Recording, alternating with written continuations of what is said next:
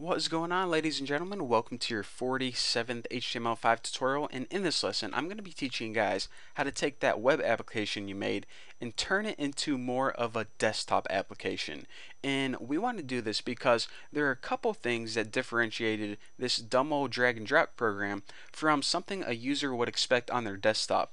First of all, whenever you're dragging files and icons around on your desktop, whenever you move the original image somewhere else or inside a different folder, the original image disappears.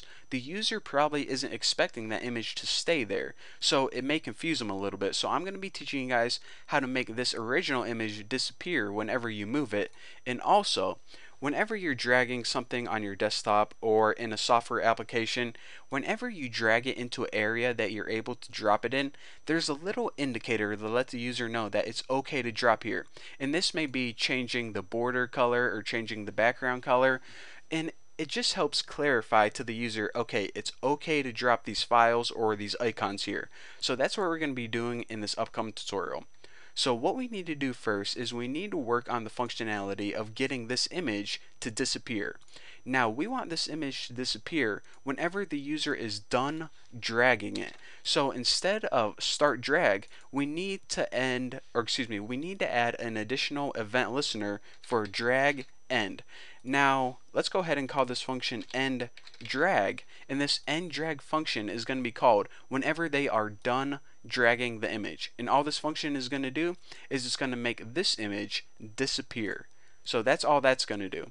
So now what we need to do is, after that, we want a little indicator to pop up saying whenever we hover over this area, this left box, we're going to have the border change color and maybe the background too. So let me go ahead and add two other event listeners.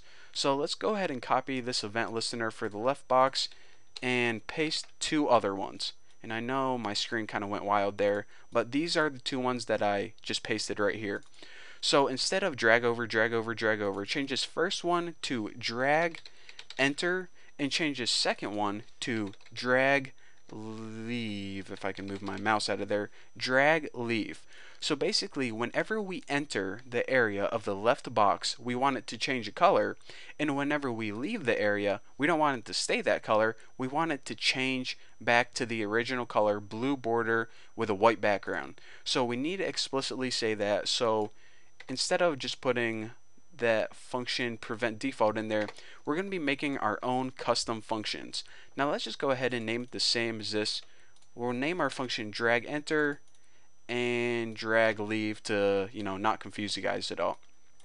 So first thing I want to take care of is making this icon disappear whenever we are done dragging it. So let's go ahead and code that function. Let's see, what was it called? End drag. So let me type function correctly. I think I spelled function incorrectly in every single dang tutorial. But anyways, this end drag, just like start drag right here, it takes a parameter of E, which is the dragging event. Now what we need to do is basically say, okay, when you are done dragging this image, make it disappear. So of course we need a reference to that image, and we do that in a really easy way. What we do is we get pick, we just make a variable called pick. You can actually make it anything you want, and you set it equal to the event's target. Now the target of the event is basically, well, let me say this. The event is the event of dragging the image. And what are we dragging? The image. So the image is the target. The target is what are you doing the event to. In this case, we're doing it to the image, so that's why I named it pick. So now this pick variable references this thing right here. So now whenever we end the drag, we just want to go ahead and take that pick, change the style. What style? Visibility. I always spell that one wrong too. Hopefully I got it right this time. We want to change the visibility of that picture to hidden. So there you go, and this is just a CSS style. Basically we're taking this and hiding it through CSS. So now whenever we are done dragging this, it's going to go ahead and hide this icon right here. So now that we took care of that, we have two other things to take care of. Drag enter and drag leave. So let me go ahead and do that right now. So under end drag, let's go ahead and build another function, and I'm just going to go ahead and copy this. drag enter. And of course, this takes the parameter of E because anytime you're working with an event, you have to pass it in that event. So the first thing we want to do is we want to prevent any default action from happening. So whenever we enter this area, whatever you're going to do by default, prevent it. Now after this, remember I told you guys, whenever they drag this image over here, I want the border color to change, and I want the background to change. So how do we access those properties? Through left box. Remember, we already referenced this up here. Left box style, and the background is background, just like that. And let's just go ahead and set this equal to sky blue. That's a nice, easy color. And let me go ahead and copy this. So basically what we have going on right now is whenever we enter the left area, the background is going to change to a sky blue color. And let's just make the border, what was it by default? 3 pixels solid blue. So we will change this to something like 3 pixels solid red. So the border is going to be the same size. It's just going to change from blue to red, and the background is going to be blue. So now what we want to do is say, okay, that's what happens whenever we enter the area. But what if the user does this? What if the user enters the area, then change its mind and drag back out? Well, as of now, the image, or excuse me, the left box would still change the same color. It wouldn't change back to normal with a blue border. So we need to say, okay, if the user changes his mind and it leaves the area, we need to change it back. And we need to do that through the drag leave function. This basically means whenever you're dragging something and you leave the area of the left box.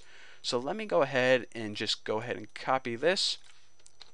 And now instead of drag enter, we can just do drag leave because that's what we named our function right up here. And by the way, I'm going to be taking all this code and I'm going to be posting it on my forum. So if I'm scrolling up and down too fast or, just bugging you guys, then you can just go ahead and copy it through my forum. But anyways, what this is going to do is basically change it back to its default properties. So by default, it had a white background. So let's go ahead and change this to white. And by default, it had a 3 pixel solid blue border. So 3 pixels solid blue instead of red. So now let's go ahead and save this and look at everything we got. Go ahead and refresh it. And first, whenever I drag this and enter the area, you notice that it turns into a red border from a blue one, and the background turns sky blue instead of white. Now, when I exit the area, my left box changes back to its blue border, and it also has that white background, which it had before. So now if I finally say, okay, should I drop it? Should I do it? I don't know. Okay, I'm finally going to drop it. Check it out. My original image disappears, and that is what the user would expect. They don't expect to be making a whole bunch of copies of my face. They expect to move my face from here to here. So there you go. That's what happens whenever you have a real sweet drag and drop program on your webpage. Again, there's a million other things that you can do. I don't know. There's like unlimited possibilities, but now that you guys know how to change properties of your drag and drop program and how to access them through your CSS and JavaScript, basically the rest is up to you guys. I gave you guys the pieces. It's up to you to put them all together. So for now, thank you guys for watching, and don't forget, I'm going to be taking all this code from my HTML, CSS, and JavaScript file, and I'm going to be posting it all on my forum, tnbforum.com. So anyways, thank you guys for watching. Like I said, don't forget to subscribe, and I will see you guys in the next video.